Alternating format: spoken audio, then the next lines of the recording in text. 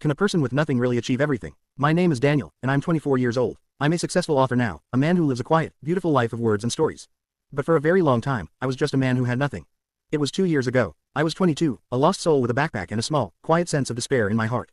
I had no home, no job, no future. My parents, Mark and Lisa, who were in their late 50s, had passed away in a car accident the year before. I was an only child. I had no one. I was a ghost in a city full of people, a small, sad presence in a world that was moving too fast. I was so lost. I was so broken. I was so close to giving up. One day, I found myself in a small, quiet library.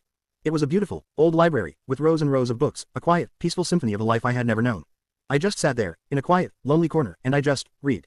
I read for hours. I read for days. I read for weeks. I read for months. I read all the books. I read the sad ones, the happy ones, the scary ones. I read the stories of people who had lost everything, and the stories of people who had found everything. The stories were a quiet, beautiful, painful reminder of a life I had lost. But they were also a small, quiet spark of hope. I started to write. I wrote about the pain, the sadness, the anger, the loneliness. I wrote about the grief, the heartbreak, the quiet, beautiful memories of a family I had lost.